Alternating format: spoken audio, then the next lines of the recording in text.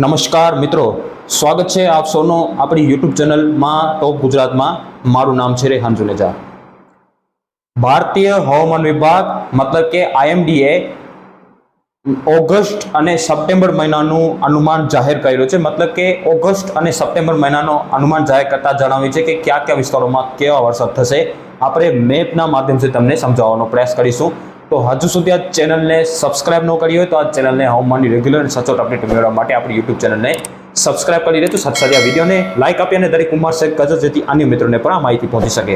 ભારતીય હવામાન વિભાગ એ મતલબ કે સૌથી જૂનું અને સૌથી મહત્વનો ખાતો છે હવામાન વિભાગ। લગભગ મતલબ કે આ છે હવામાન વિભાગ છે એને આજથી 40-50 વર્ષ પહેલા હવામાન વિભાગનું ખાતાને લગભગ પૂર્ણ થયા છે।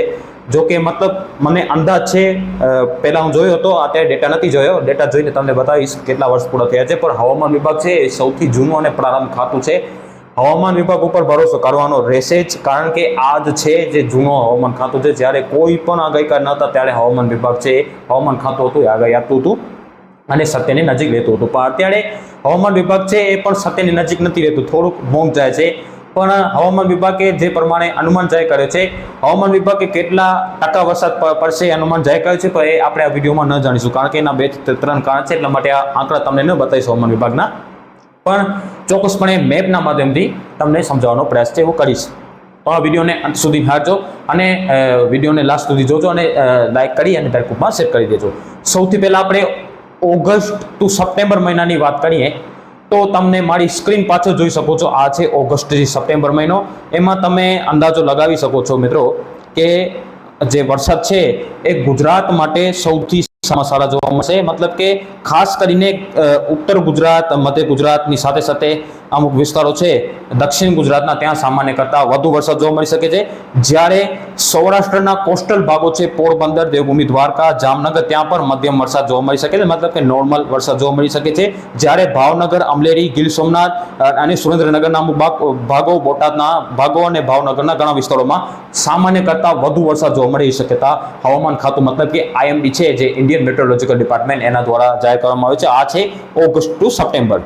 જ્યારે ઉત્તર ગુજરાતની સાથે સાથે મધ્ય ગુજરાતમાં પણ સામાન્ય કરતાં બહુ નોર્મલથી વધુ વરસાદ જોવા મળી શકે છે। તમને કલર પહેલાં તો તમને ખબર હોય તો પણ તમને દર્શાવી રહ્યો છું। આ જે પીળો ઓરેન્જ કલર છે એ બિલો નોર્મલ છે, મતલબ કે સામાન્ય કરતાં ઓછો, અને જે નીલો અને ઘાટો નીલો કલર છે એ છે નોર્મલ, મતલબ કે જેટલો વરસાદ થતો હોય એટલો વરસાદ ત્યાં થઈ જશે। જ્યારે એબોવ નોર્મલ રેનફોલ મતલબ કે સામાન્ય કરતાં વધુ વરસાદ, મતલબ કે જે સામાન્ય વરસાદ પડતા હોય છે એના કરતાં વરસાદ વધુ પડે તો એને એબોવ નોર્મલ કહેવામાં આવે છે। તો તમને બ્લુ અને ઘાટો જાંબુડી કલર છે, સામાન્ય કરતાં બહુ વધારે વરસાદ છે જોવા મળી શક્યતા લાગી રહી છે।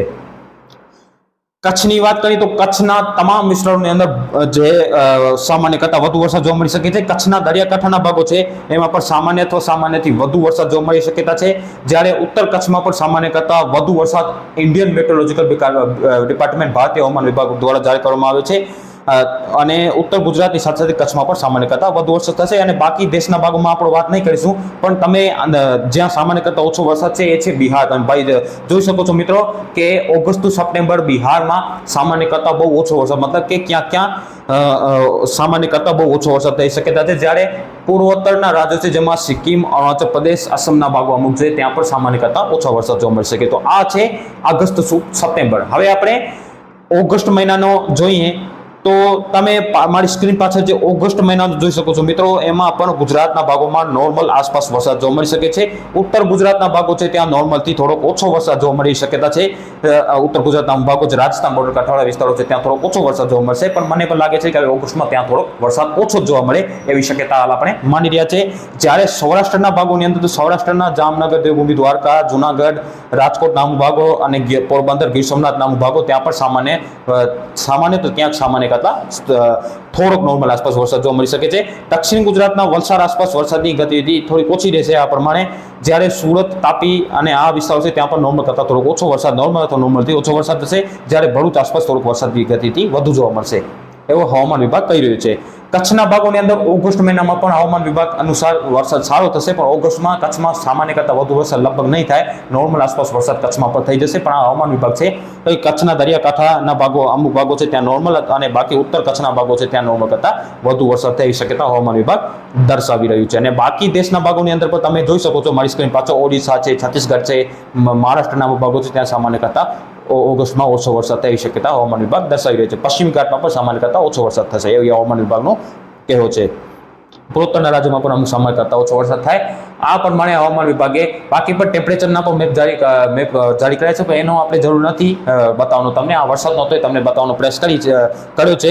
કોઈ પણ વિસ્તાર ગુજરાતનો છૂટ્યો નથી. પહેલા ઓગસ્ટથી સપ્ટેમ્બરનો બતાવવાનો પ્રયાસ કર્યો અને પછી ખાલી ઓગસ્ટ મહિનાનો બતાવવાનો પ્રયાસ કર્યો. તો આ પ્રમાણે રહે તો ગુજરાતના કચ્છ અને કચ્છના ભાગો છે ત્યાં સામાન્ય કરતાં વધુ વરસાદ થશે એવો હવામાન વિભાગનો કહેવો છે. ઓગસ્ટમાં પણ અને સપ્ટેમ્બરમાં પણ હવામાન વિભાગ પ્રમાણે કચ્છમાં સામાન્ય કરતાં વધુ વરસાદ થશે, જ્યારે ઓગસ્ટ મહિનાની અંદર ઉત્તર ગુજરાતના અમુક ભાગોમાં સામાન્ય કરતાં ઓછા વરસાદ થઈ શક્યતા હવામાન વિભાગ જાહેર કરી રહ્યું છે. મળીશું નવી અપડેટ સાથે. હવામાન વિભાગે જે અપડેટ આપી હતી તમને આપવાનો પ્રયાસ કરે છે. તો અંતે પણ આપણે નિવેદન કરીશું કે ચેનલને સબસ્ક્રાઇબ ન કરીએ તો ચેનલને સબસ્ક્રાઇબ કરી લેજો. મળીશું નવી અપડેટ સાથે. ત્યાં સુધી બધાને આભાર.